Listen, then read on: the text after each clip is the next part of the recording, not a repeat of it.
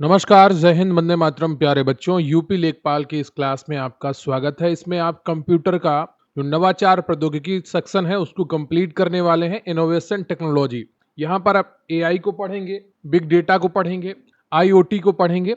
तो ये सारे महत्वपूर्ण टॉपिक हैं जिनको आप कवर करने वाले हैं। वीडियो को लाइक कर लीजिएगा, चैनल पर नए हैं चैनल को सब्सक्राइब कर लीजिएगा। अगर आप विगत परीक्षाओं के पीवाईक्यूज देखेंगे तो वहां पर यहाँ से 1 से 2 प्रश्न आपको हर एग्जाम में देखने को मिल जाएगा। तो बहुत ही इंपॉर्टेंट टॉपिक है, इसको आज ही आप समाप्त कर दीजिएगा और अंत तक जरूर बने रहिएगा क्लास में। यहां से आपको अपने एग्जाम में 1 से 2 प्रश्न अवश्य ही देखने को मिलेंगे। बहुत ही कम समय में मैं सारा टॉपिक कंप्लीट करवा दूंगा। अगर आप हमारे साथ जुड़ना चाहते हैं, हमारी पीडीएफ पाना चाहते हैं, तो स्क्रीन पर आपको एक व्हाट्सएप नंबर दिख रहा होगा जहां पर हम आपको पीडीएफ प्रोवाइड करवाते हैं। तो व्हाट्सएप पर मैसेज करिए और पीडीएफ के बारे में जानकारी पूरी प्राप्त करिए, किस प्रकार आप पीडीएफ प्राप्त कर सकते हैं। तो चलिए शुरू करते हैं आज का ये बेहतरीन सेशन। तो अभी हम क्या क्या पढ़ेंगे वो विषय सूची देख लेते हैं। एआई पढ़ने वाले हैं, जनरेटिव एआई, एआई का शासन एवं कृषि में उपयोग, big data processing, big data तकनीकी एवं डेटा सेंटर्स, बिग डेटा के प्रमुख टूल से भी जुड़े हुए आपके पीबीआईक्यूज आए हैं तो उसको भी पढ़ना है आपको। मशीन लर्निंग को पढ़ना है, डीप लर्निंग को पढ़ना है, आईओटी को पढ़ना है और एज कंप्यूटिंग को भी पढ़ना है। ठीक है, तो ये सारी चीजें अभी हम कंप्लीट करने वाले हैं आज की इस क्लास में। तो वीडियो में अंत तक बने रहिएगा। शुरू करते हैं एआई से, यानी कि आर्टिफिशियल इंटेलिजेंस, जिसको हिंदी में हम कृत्रिम बुद्धिमत्ता कहते हैं। कृत्रिम बुद्धिमत्ता एआई कंप्यूटर विज्ञान की वह उन्नत शाखा है जो मशीनों, कंप्यूटर सिस्टम को मानव की तरह सोचने, तर्क करने और सीखने और निर्णय लेने में सक्षम बनाती है। इसका मुख्य उद्देश्य मशीनों को बौद्धिक क्षमता प्रदान करना है, यानी कि इंटेलेक्चुअल एबिलिटी प्रदान करना है। किसको? मशीनों को। एआई का इतिहास और जनक की अगर बात की जाए तो जॉन मैकार्थी को एआई का जनक माना जाता है, फादर ऑफ एआई माना जाता है। उन्होंने 1956 में डार्ट माउथ सम्मेलन में पहली बार आर्टिफिशियल इंटेलिजेंस शब्द गढ़ा था। लिस्प भाषा, 1958 में जॉन मैकार्थी ने लिस्प यानी कि लिस्ट प्रोसेसिंग नामक प्रोग्रामिंग भाषा विकसित की, जो एआई के विकास के लिए पहली और सबसे महत्वपूर्ण भाषा बनी। अब हम बात करेंगे ट्यूरिंग टेस्ट की। तो कंप्यूटर वैज्ञानिक एलन ट्यूरिंग ने 1950 में ट्यूरिंग टेस्ट का प्रस्ताव रखा था। यह परीक्षण जांचता है कि क्या मशीन इंसान की तरह सोच सकती है या नहीं। यदि कोई मानव वार्तालाप के दौरान यह पहचान न सके कि सामने इंसान है या मशीन, तो मशीन ट्यूरिंग टेस्ट पास कर लेती है। बात करते हैं एआई कैसे काम करता है, हाउ एआई वर्क्स। तो एआई का जो श्रेणियां हैं वो 3 चरण है। एक है लर्निंग, बड़ी मात्रा में डेटा को ग्रहण करना और नियम बनाना, यानी कि एल्गोरिथम सेट करना। रीजनिंग, वांछित परिणाम तक पहुंचने के लिए, यानी कि डिजायरेबल रिजल्ट्स तक पहुंचने के लिए सही नियमों का चयन करना, यानी कि राइट रूल्स को सेलेक्ट करना to get desired result. Self correction, algorithm को लगातार बेहतर बनाना ताकि भविष्य में और सटीक परिणाम मिल सके। तो खुद को स्वयं ही सही करे। ठीक है, तो आपके पास इंटेलिजेंस तभी है जब आप अपनी गलतियों को स्वयं ही सही करने लगे। जब तक आप स्वयं अपनी गलतियों को नहीं पहचानते और उनको सही करने की कोशिश नहीं करते, तो आपके पास इंटेलिजेंस नहीं है। वही एआई है कि जब मशीन की एल्गोरिथम लगातार खुद को सही करने लगे और भविष्य में सटीक परिणाम देने के लिए तैयार करने लगे, तो वो क्या होता है? एआई काम करती है सेल्फ करेक्शन से। ठीक है, तो ये 3 चरण है। अब हम बात करते हैं types of and components of AI, कृत्रिम बुद्धिमत्ता के प्रकार एवं घटक। तो एआई के मुख्य प्रकारों की अगर बात की जाए तो नैरो एआई, जो एक वीक एआई है, यह केवल एक विशिष्ट कार्य करने के लिए डिजाइन किया जाता है। वर्तमान में मौजूद सभी एआई इसी श्रेणी में आते हैं।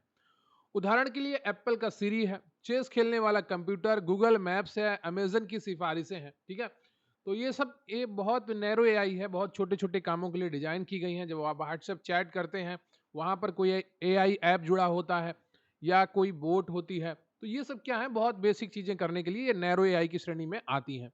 जनरल एआई क्या होती है? जनरल एआई स्ट्रॉन्ग एआई की श्रेणी में आती है। यह एक सैद्धांतिक अवधारणा है कि जिसमें मशीनें इंसान की तरह ही कोई भी बौद्धिक कार्य समझ सकती हैं, सीख सकती हैं और लागू कर सकती हैं।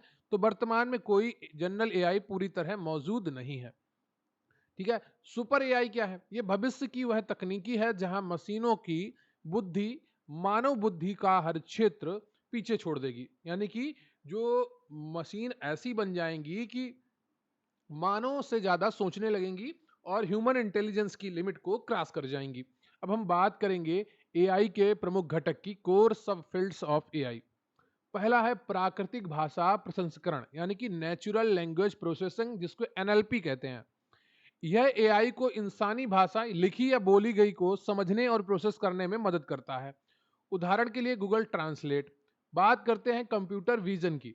ये कंप्यूटर को डिजिटल छवियों और वीडियो से अर्थपूर्ण जानकारी निकालने में सक्षम बनाता है।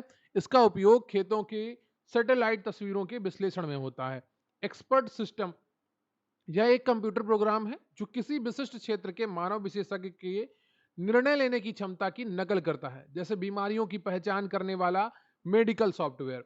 बात करेंगे रोबोटिक्स की, तो एआई का उपयोग रोबोट को स्वायत्त बनाने के लिए किया जाता है ताकि वे बिना इंसानी मदद के जटिल कार्य कर सकें। अब जो महत्वपूर्ण है वो है जनरेटिव एआई एवं उन्नत तकनीकें। हाल के ही वर्षों में एआई के क्षेत्र में सबसे बड़ी क्रांति जनरेटिव एआई के रूप में आई है। यह एक ऐसी कृत्रिम बुद्धिमत्ता है जो केवल डेटा का विश्लेषण नहीं करती, बल्कि यूजर के निर्देश पर नया और मौलिक कंटेंट उत्पन्न कर सकती है, जैसे टेक्स्ट, चित्र, कोड या संगीत।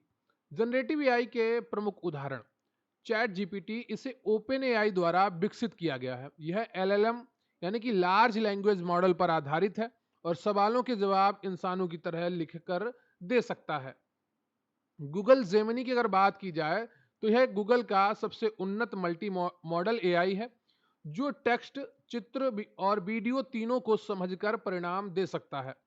डाल ई और मिड जर्नी, यह टेक्स्ट प्रॉम्प्ट को पढ़कर उच्च गुणवत्ता वाली छवियां बना सकते हैं।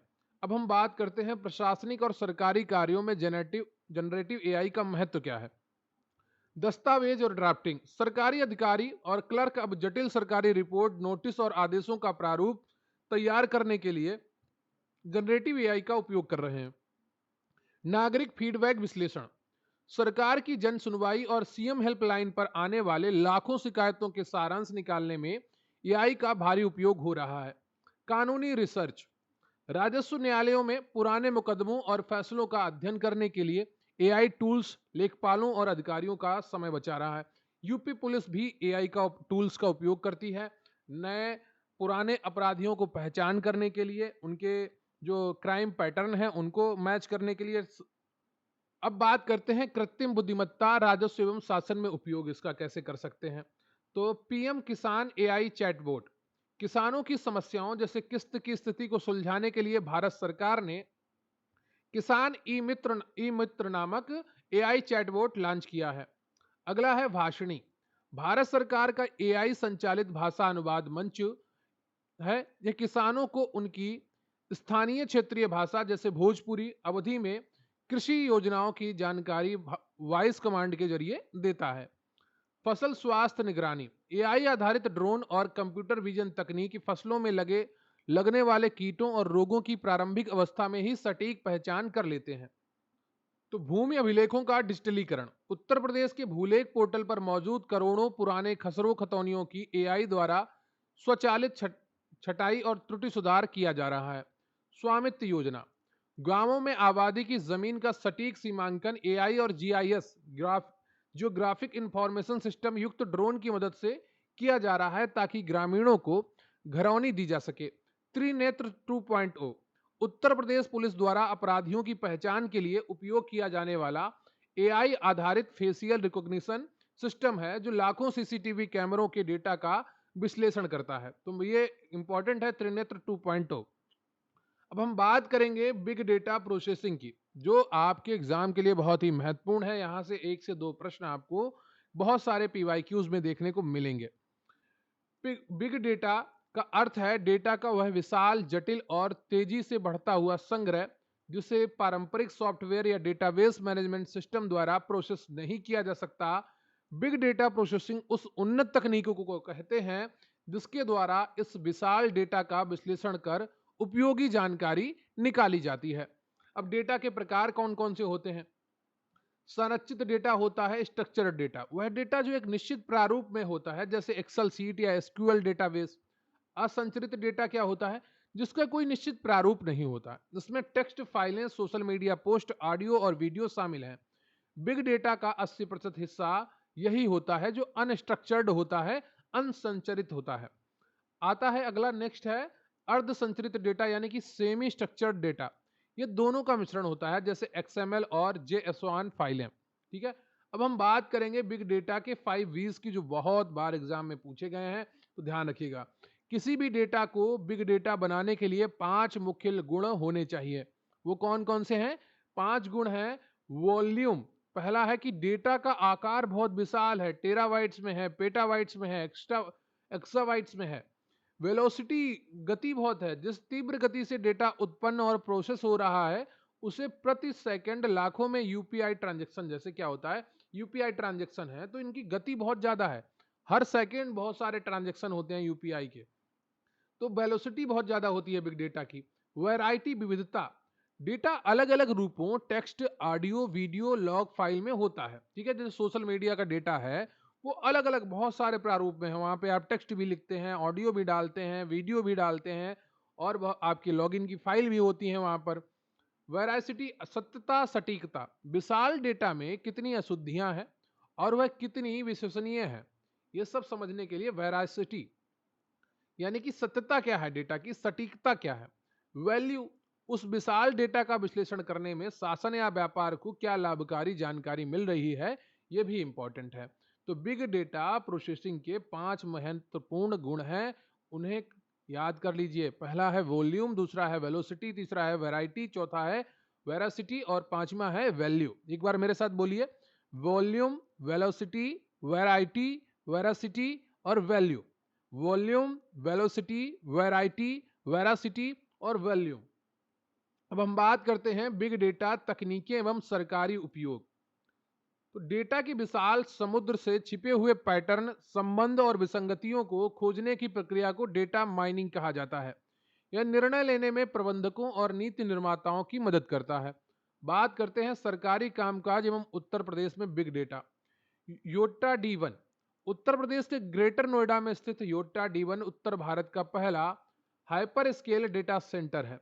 यह उत्तर प्रदेश सरकार और व्यवसायों के बिग डेटा को सुरक्षित रखने में महत्वपूर्ण भूमिका निभा रहा है। बात करते हैं एग्री स्टैक की। तो भारत सरकार किसानों का एक यूनिवर्सल डेटाबेस बना रही है। इसमें देश भर के किसानों की भूमि का रिकॉर्ड, फसल का विवरण, मौसम का डेटा और बैंक खाते की जानकारी एक जगह डिजिटल लॉकर की तरह होगी। लेखपाल इसी के आधार पर भविष्य में ई पड़ताल करेंगे। ठीक है, direct benefit transfer DBT, Ujjwala योजना या PM किसान सम्मान निधि में बिग डेटा एनालिटिक्स का उपयोग करके डुप्लीकेट या फर्जी लाभार्थियों की पहचान की जाती है, जिससे सरकारी धन की भारी बचत होती है। अब हम बात करते हैं बिग डेटा के प्रमुख टूल्स एवं तकनीकें जो आपके एग्जाम में पूछे जाते हैं। विशाल और जटिल डेटा को स्टोर, प्रोसेस और एनालाइज करने के लिए बाजार में कई उन्नत सॉफ्टवेयर टूल्स मौजूद हैं और परीक्षा में इनके नाम अक्सर पूछे गए हैं। ठीक है, तो स्टोरेज और प्रोसेसिंग टूल्स कौन से हैं? तो एक है अपाचे हडूप, इससे जुड़ा हुआ आपके PYQ पूछा है UPSSC ने। यह बिग डेटा को स्टोर और प्रोसेस करने का सबसे प्रसिद्ध ओपन सोर्स फ्रेमवर्क है। इसे डग कटिंग ने विकसित किया था। इसमें डेटा को distributed file system HDFS Hadoop distributed file system में रखा जाता है। अपाचे स्पार्क यह हडूप का एक उन्नत विकल्प है जो डेटा को हार्ड डिस्क की जगह रैम में प्रोसेस करता है। यह रियल टाइम डेटा प्रोसेसिंग के लिए हडूप से 100 गुना अधिक तेज है। अपाचे काफका, इसका उपयोग स्ट्रीमिंग डेटा को प्रोसेस करने के लिए किया जाता है, जैसे शेयर बाजार या सोशल मीडिया का लाइव डेटा। बात करते हैं डेटाबेस टूल्स की। तो NoSQL डेटाबेस, बिग डेटा में अधिकतर डेटा अनसंरचित होता है जिसके लिए पारंपरिक SQL डेटाबेस काम नहीं आते, इसलिए MongoDB और कैसेंड्रा जैसे NoSQL डेटाबेस का उपयोग किया जाता है। डेटा विजुअलाइजेशन टूल्स, टैबलू और पावर BI बिग डेटा के विश्लेषण के बाद प्राप्त परिणामों को ग्राफ, चार्ट और डैशबोर्ड के रूप में आसानी से समझने योग्य बनाने के लिए इन टूल्स का उपयोग किया जाता है। सरकारी विभाग इसी के जरिए अपनी प्रोग्रेस रिपोर्ट दिखाते हैं। बात करेंगे मशीन लर्निंग की, ML की। मशीन लर्निंग कृत्रिम बुद्धिमत्ता एआई का ही एक उपभाग है, सबसेट है। ये कंप्यूटर सिस्टम को अतीत के डेटा से खुद सीखने और उसमें सुधार करने की क्षमता प्रदान करता है। इसमें हर कार्य के लिए कंप्यूटर को अलग से प्रोग्राम करने की आवश्यकता नहीं होती है। मशीन लर्निंग भी बहुत इंपॉर्टेंट है। आर्थर सैमुअल ने 1959 में पहली बार मशीन लर्निंग शब्द गढ़ा था। मशीन लर्निंग के प्रकार ये बहुत इंपॉर्टेंट है, कई बार एग्जाम में पूछा गया है। सुपरवाइज लर्निंग क्या होती है? इसमें मशीन को एक शिक्षक की देखरेख में सिखाया जाता है। मशीन को पहले से लेबल किया हुआ डेटा दिया जाता है। इनपुट और आउटपुट दोनों ज्ञात होते हैं। उदाहरण, कंप्यूटर को 100 सेब की तस्वीरें देना और बताता कि यह सेब है। इसके बाद जब नया सेब दिखाया जाएगा तो वह उसे पहचान लेगा। यानी कि जितना आपका इनपुट है उतना ही आउटपुट है, और उसको लेबल करके दिया है, ये सेब है, ये सेब है, ये सेब है, ये सेब है। आपको यही उत्तर देना है जब ये चीज आए। ठीक है। अनसुपरवाइज्ड लर्निंग, इसमें मशीन को बिना लेबल वाला डेटा दिया जाता है। मशीन खुद डेटा के अंदर समानताएं, पैटर्न या संरचनाएं खोजती है और उन्हें अलग समूहों में बांटती है। ग्राहकों की खरीदारी व्यवहार के आधार पर उन्हें अलग अलग वर्गों में बांटना। अगला जो है वो है री लर्निंग। इसमें मशीन अपने पर्यावरण से क्रिया करके सीखती है। यह गलतियों और इनाम के सिद्धांत पर कार्य करती है। ठीक है। ट्रायल एंड एरर, सही काम करने पर रिवार्ड मिलता है और गलत करने पर पेनाल्टी मिलती है। उदाहरण के लिए, बिना ड्राइवर वाली कार का खुद चलना सीखना या कंप्यूटर का शतरंज का खेल सीखना। तो ये सब क्या है? ये मशीन लर्निंग के प्रकार हैं। 3, सुपरवाइज लर्निंग में डेटा लेबल्ड होता है। अनसुपरवाइज्ड लर्निंग में डेटा लेबल्ड होता है, उसमें कोई लेबल नहीं होता। ठीक है। और वहां पर मशीन खुद डेटा के अंदर समानताएं खोजती है, पैटर्न से संरचनाएं बनाती है और उनका अलग अलग समूहों में बांटती है। री लर्निंग में क्या होता है? इस मशीन में अपने पर्यावरण से क्रिया करके सीखती है, गलतियों पर इनाम के सिद्धांत पर काम करती है, सही काम करने पर रिवार्ड मिलता है और गलत करने पर पेनाल्टी मिलती है। ठीक है। अब बात कर लेते हैं मशीन लर्निंग के प्रमुख एल्गोरिथम एवं उपयोग। प्रमुख एमएल एल्गोरिथम की अगर बात की जाए, रेखीय प्रतिगमन, लीनियर रिग्रेशन, इसका उपयोग भविष्यवाणियां करने के लिए होता है। जैसे पिछले 10 वर्षों के तापमान का डेटा के आधार पर अगले वर्ष की फसल पैदावार की भविष्यवाणी करना। डिसीजन ट्री, यह फ्लो चार्ट के आकार का एक मॉडल है जो निर्णय लेने में मदद करता है। यह वर्गीकरण के काम आता है।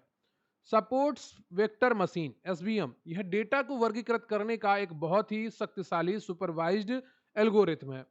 पाइथन और एमएल, मशीन लर्निंग के विकास के लिए पाइथन सबसे लोकप्रिय प्रोग्रामिंग भाषा है। साइकिट लर्न और टेंसर फ्लो इसके प्रमुख टूल्स और लाइब्रेरी हैं। दैनिक जीवन एवं प्रशासन में मशीन लर्निंग का उपयोग।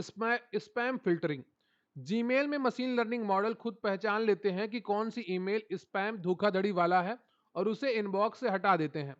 धोखाधड़ी का पता लगाना, बैंक खातों या यूपीआई में होने वाले असमान या संदिग्ध लेन देन, जैसे रात 2 बजे अचानक 1 लाख का ट्रांसफर को एमएल एल्गोरिथम तुरंत पकड़कर अलर्ट जारी करते हैं। अनुशंसित प्रणाली, यूट्यूब और नेटफ्लिक्स पर जो वीडियो आपको पसंद आ सकते हैं उनकी सिफारिश एमएल आपके पुराने डेटा के आधार पर करता है। बात करेंगे डीप लर्निंग की, यह भी आपके सिलेबस का हिस्सा है। डीप लर्निंग यानी कि मशीन लर्निंग का ही एक अत्यधिक उन्नत रूप है। इसकी जो कार्य प्रणाली है वो मानव मस्तिष्क के न्यूरॉन से प्रेरित है। डीप लर्निंग में उपयोग किए जाने वाला जटिल एल्गोरिथम के जाल को कृत्रिम न्यूरल नेटवर्क कहा जाता है। क्या? डीप लर्निंग में उपयोग किए जाने वाले जटिल एल्गोरिथम के जाल को कृत्रिम न्यूरल नेटवर्क यानी कि आर्टिफिशियल न्यूरल नेटवर्क्स कहा जाता है। न्यूरल नेटवर्क की संरचना कैसे होती है? इसमें आपको 3 लेयर देखने को मिलती हैं। पहली होती है इनपुट लेयर, यहां कच्चा डेटा यानी कि रा डेटा सिस्टम में डाला जाता है। दूसरी होती है हिडन लेयर। डीप लर्निंग का अर्थ है कई छिपी हुई परतें होना। यहां जटिल गणनाएं होती हैं और डेटा के हर बारीक गुण को समझा जाता है। फिर आती है आउटपुट लेयर, यह अंतिम परत है जो भविष्यवाणी या अंतिम परिणाम देती है। बात करेंगे डीप लर्निंग के प्रमुख प्रकार कौन से हैं। पहला है CNN। इसका उपयोग मुख्य रूप से इमेज प्रोसेसिंग और चेहरे की पहचान के लिए किया जाता है। राजस्व विभाग सैटेलाइट इमेज का CNN द्वारा विश्लेषण करके सटीक आकलन कर सकता है बाढ़ या सूखे से कितने हेक्टेयर फसल का नुकसान हुआ है। RNN क्या है? Recurrent neural network. इसका उपयोग अनुक्रमिक डेटा जैसे टेक्स्ट और आवाज के लिए किया जाता है। एप्पल सिरी और अमेजन एलेक्सा हमारी आवाज पहचानने के लिए RNN का उपयोग करते हैं। ML और DL में मुख्य अंतर क्या है? मशीन लर्निंग कम डेटा पर भी काम कर सकती है और इसमें इंसान को बताना पड़ता है कि क्या खोजना है, जबकि डीप लर्निंग को बहुत बड़ी मात्रा में डेटा और उच्च क्षमता वाले ग्राफिक्स कार्ड की आवश्यकता होती है और ये खुद ब खुद जटिल विशेषताएं खोज लेती है। ठीक है, अब बात करेंगे जो आपका अगला इंपॉर्टेंट टॉपिक है, वो है internet of things, IoT. IoT का अर्थ है रोजमर्रा के भौतिक वस्तुओं में सेंसर और सॉफ्टवेयर लगाकर इन्हें इंटरनेट के माध्यम से आपस में जोड़ना ताकि वे एक दूसरे के साथ बिना इंसानी हस्तक्षेप के डेटा का आदान प्रदान कर सकें। ब्रिटिश प्रौद्योगिकी केविन एस्टन ने 1999 में इस शब्द का पहली बार प्रयोग किया था। अब बात करते हैं आईओटी आर्किटेक्चर की। एक सफल आईओटी प्रणाली 4 प्रमुख घटकों से मिलकर बनती है। पहली है सेंसर और एक्चुएटर्स। ये भौतिक वातावरण में डेटा एकत्र करते हैं, जैसे तापमान सेंसर है, मोशन सेंसर है, मिट्टी की नमी मापने वाला सेंसर है। कनेक्टिविटी, सेंसर द्वारा एकत्र डेटा को क्लाउड तक भेजने के लिए नेटवर्क की आवश्यकता होती है। इसके लिए वाईफाई, ब्लूटूथ, 5G और LoRaWAN long range wide area network जैसे प्रोटोकॉल का उपयोग होता है। डेटा प्रोसेसिंग, क्लाउड पर आने के बाद बिग डेटा और एआई तकनीकों का उपयोग करके इस डेटा का विश्लेषण किया जाता है। यूजर इंटरफेस यूआई, अंतिम परिणाम मोबाइल ऐप या कंप्यूटर स्क्रीन पर उपयोगकर्ता को दिखाया जाता है, जैसे आपके फोन पर अलर्ट आना। आईओटी के प्रमुख प्रोटोकॉल्स की अगर बात की जाए तो आईओटी उपकरण आपस में बात करने के लिए MQTT यानी कि मैसेज क्यूइंग, टेलीमेट्री ट्रांसपोर्ट और एचटीटीपी जैसे हल्के प्रोटोकॉल का उपयोग करते हैं जो कम इंटरनेट डेटा और कम बैटरी की खपत करते हैं। बात करेंगे एज कंप्यूटिंग की। तो आईओटी की दुनिया में एज कंप्यूटिंग एक नई और महत्वपूर्ण अवधारणा है। पारंपरिक आईओटी में सेंसर अपना सारा डेटा दूर स्थित क्लाउड सर्वर को भेजते हैं, जिससे निर्णय लेने में समय लग सकता है। एज कंप्यूटिंग में डेटा को क्लाउड पर भेजने के बजाय सेंसर के बिल्कुल पास ही छोटे कंप्यूटरों द्वारा प्रोसेस कर लिया जाता है। इसका फायदा यह है कि स्वचालित कारों जैसे क्रिटिकल सिस्टम्स में जहां एक मिलीसेकंड की देरी भी जानलेवा हो सकती है, वहां निर्णय तुरंत लिए जाते हैं। बात करेंगे आईओटी से जुड़ी प्रमुख चुनौतियों की। सुरक्षा की अगर बात की जाए तो आईओटी उपकरणों में कंप्यूटर या मोबाइल जैसी उन्नत एंटीवायरस सुरक्षा नहीं होती है। इसलिए हैकर्स इन उपकरणों को हैक करके बॉटनेट बनाते हैं और साइबर हमले करते हैं। डेटा गोपनीयता, स्मार्ट होम डिवाइस जैसे एलेक्सा या स्मार्ट टीवी लगातार हमारी बातें सुनते और रिकॉर्ड करते हैं, जिससे नागरिकों की निजता भंग होने का खतरा रहता है। नेटवर्क बैंडविड्थ, करोड़ों आईओटी उपकरणों द्वारा लगातार डेटा भेजने से इंटरनेट नेटवर्क पर भारी दबाव पड़ता है। हालांकि 5G के आने से यह समस्या कम हुई है। अब बात करेंगे आईओटी ग्राम विकास, कृषि एवं स्मार्ट सिटी में उपयोग। तो सटीक खेती, खेतों में लगे मृदा नमी सेंसर और आईओटी उपकरण इंटरनेट के माध्यम से किसान के मोबाइल पर सूचना भेजते हैं कि खेत के किस हिस्से को खाद या पानी की आवश्यकता है। ड्रोन तकनीकी या एवं नमो ड्रोन दीदी, केंद्र सरकार की इस योजना के तहत महिलाओं को ड्रोन दिए जा रहे हैं। ये ड्रोन आईओटी और जीपीएस से जुड़े होते हैं, जो खेतों में स्वचालित रूप से सटीक कीटनाशक और नैनो यूरिया का छिड़काव करते हैं। पशुधन निगरानी, गाय भैंसों के गले में RFID टैग और आईओटी बेल्ट लगाकर उनके स्वास्थ्य, शरीर के तापमान और लोकेशन चोरी होने से बचाने के लिए कि रियल टाइम निगरानी की जाती है। स्मार्ट सिटी एवं उत्तर प्रदेश की पहल, smart metering. Uttar Pradesh power corporation limited राज्य भर में आईओटी आधारित स्मार्ट प्रीपेड मीटर लगा रहा है। ये मीटर बिजली की खपत का डेटा सीधे सर्वर पर भेजते हैं, जिससे मीटर रीडर की आवश्यकता खत्म हो जाती है और बिजली चोरी रुकती है। Smart street light, IoT sensor युक्त स्ट्रीट लाइटें दिन के प्रकाश के अनुसार अपने आप बंद हो जाती हैं और रात में जल जाती हैं, जिससे भारी मात्रा में ऊर्जा की बचत होती है। स्मार्ट कचरा प्रबंधन, कूड़ेदान में लगे सेंसर नगर निगम को तब अलर्ट भेजते हैं जब कूड़ेदान पूरी तरह भर जाता है। अब बात करेंगे प्रमुख प्रोग्रामिंग भाषाओं की जो एआई में प्रयोग हो रही हैं, मशीन लर्निंग में प्रयोग हो रही हैं। एआई और एमएल के लिए प्रमुख भाषाएं, तो सबसे प्रमुख भाषा है पाइथन। यह एआई और मशीन लर्निंग की दुनिया की सबसे लोकप्रिय भाषा है। इसका सिंटैक्स बहुत सरल है। इसमें टेंसर फ्लो है, केरस है और स्किट स्काई किट लर्न जैसी एडवांस लाइब्रेरी आसानी से उपलब्ध हैं। आर भाषा ये मुख्य रूप से सांख्यिकी गणना और जटिल डेटा विश्लेषण के लिए उपयोग की जाती है। मशीन लर्निंग में डेटा माइनिंग के लिए इसका भारी उपयोग होता है। सी प्लस प्लस जहां बहुत तेज प्रोसेसिंग और उच्च प्रदर्शन की आवश्यकता होती है, जैसे सेल्फ ड्राइविंग कार और गेमिंग एआई, वहां सी प्लस प्लस का उपयोग किया जाता है।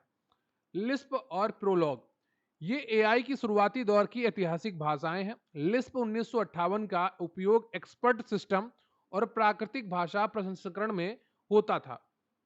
बात करते हैं बिग डेटा के लिए प्रमुख भाषाएं। Java big data framework Apache Hadoop मुख्य रूप से जावा में ही लिखा गया। यह एंटरप्राइज स्तर के डेटा प्रोसेसिंग के लिए बहुत सुरक्षित और विश्वसनीय है। स्काला अपाचे स्पार्क जो बिग डेटा का बहुत तेज टूल है, वह स्काला भाषा में लिखा गया है। यह विशाल डेटा को रैम में बहुत तेजी से प्रोसेस करने में मदद करता है। एसक्यूएल रिलेशनल डेटाबेस से डेटा निकालने और उसमें सुधार करने के लिए एसक्यूएल का उपयोग सबसे अधिक किया जाता है। अब बात कर लेते हैं innovation in education. Smart classes और डिजिटल बोर्ड। उत्तर प्रदेश सरकार ने ऑपरेशन कायाकल्प और प्रोजेक्ट अलंकार के तहत सरकारी स्कूलों को हाईटेक बनाने हेतु स्मार्ट बोर्ड स्थापित किए हैं। आभासी वास्तविकता यानी कि वीआर, वर्चुअल रियलिटी और ऑगमेंटेड रियलिटी यानी कि एआर। वर्चुअल रियलिटी और ऑगमेंटेड रियलिटी तकनीकी छात्रों को एक 3D आभासी वातावरण में ले जाती है, जहां वे विज्ञान के प्रयोग या ऐतिहासिक स्थलों का जीवंत अनुभव कर सकते हैं। एआई आधारित व्यक्तिगत शिक्षा। एआई एल्गोरिथम प्रत्येक छात्र की सीखने की गति और कमजोरियों का विश्लेषण कर उसके लिए एक विशिष्ट स्टडी प्लान तैयार करते हैं। बात करते हैं महत्वपूर्ण सरकारी डिजिटल पोर्टल एवं पहल की। स्वामी विवेकानंद युवा सशक्तिकरण योजना। उत्तर प्रदेश सरकार की इस योजना के तहत युवाओं को तकनीकी रूप से सशक्त बनाने के लिए मुफ्त टैबलेट और स्मार्टफोन दिए जा रहे हैं। दीक्षा ये भारत सरकार का one nation one digital platform है, जहां कक्षा 1 से 12 तक की एनसीईआरटी पुस्तकें क्यूआर कोड के साथ ई बुक्स के रूप में उपलब्ध हैं। स्वयं यह उच्च शिक्षा के लिए भारत सरकार का MOOC massive open online course platform है, जो मुफ्त ऑनलाइन डिग्री और प्रमाण पत्र प्रदान करता है। पीएम ई विद्या महामारी के दौरान डिजिटल ऑनलाइन और ऑन एयर शिक्षा को एकजुट करने के लिए शुरू किया गया। इसमें one class one TV channel शामिल है, डीटीएच। निपुण भारत और प्रेरणा पोर्टल। बुनियादी साक्षरता की ऑनलाइन मॉनिटरिंग उत्तर प्रदेश में प्रेरणा पोर्टल के माध्यम से की जा रही है।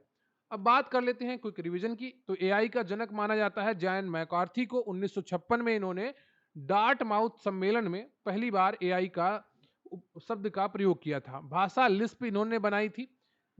जनरेटिव एआई कंटेंट बनाने वाला एआई, जैसे चैट जीपीटी है, ओपन एआई का है, गूगल का जेमिनी है। मशीन लर्निंग एआई का हिस्सा है। मशीन डेटा से खुद सीखती है। इसका जनक आर्थर सैमुअल को माना जाता है। डीप लर्निंग एमएल का एडवांस रूप है और न्यूरल नेटवर्क का उपयोग करता है। आईओटी वस्तुओं का इंटरनेट से जुड़ना शब्द गढ़ा था केविन एस्टन ने 1999 में। एज कंप्यूटिंग डेटा को क्लाउड के बजाय सेंसर के पास ही प्रोसेस करना। अपाचे हडूप व स्पार्क विशाल बिग डेटा को प्रोसेस करने वाला ओपन सोर्स सॉफ्टवेयर टूल्स है। योटा D1 उत्तर प्रदेश का पहला hyper scale data centre greater Noida UP में स्थित है। वाशनी भारत सरकार का एआई आधारित राष्ट्रीय भाषा अनुवाद मंच है। स्वयं या दीक्षा पोर्टल ये शिक्षा से जुड़े भारत सरकार के महत्वपूर्ण डिजिटल प्लेटफॉर्म है। तो ये आपका कंप्लीट होता है आज का AI, machine learning, deep learning और बिग डेटा और आपका आईओटी। उम्मीद करता हूं आपने क्लास को बहुत ही अच्छे तरीके से देखा होगा, एक एक चीज को समझा होगा और आपको ये क्लास पसंद आई होगी। कमेंट करके बताइएगा कि आपको ये क्लास कैसी लगी। रही बात आज के इस वीडियो की पीडीएफ की, तो स्क्रीन पर आपको व्हाट्सएप नंबर दिख रहा होगा, वहां पर मैसेज करके आप हमारी सारी पीडीएफ्स को प्राप्त कर सकते हैं बहुत ही कम कीमत पर। मिलेंगे फिर किसी अन्य वीडियो में, तब तक के लिए आप तैयारी करते रहिए और मेरी शुभकामनाएं आपके साथ हैं। मेहनत से मत डरिए, मेहनत आपको सफलता दिलाएगी। जितना ज़्यादा हो सके उतना ज़्यादा पढ़ें, शॉर्टकट मत ढूँढें, शॉर्टकट से किसी का भला नहीं होता, ना हुआ है आज तक और ना होगा, ठीक है? तो मेहनत का कोई सब्स्टिट्यूट नहीं है, कोई शॉर्टकट नहीं है। मेहनत तो आपको करनी पड़ेगी अगर आप वाक़ई में लेखपाल बनना चाहते हैं या कोई अन्य परीक्षा में सफल होना चाहते हैं। मिलते हैं फिर किसी अन्य वीडियो में, तब तक के लिए जय हिंद, जय भारत।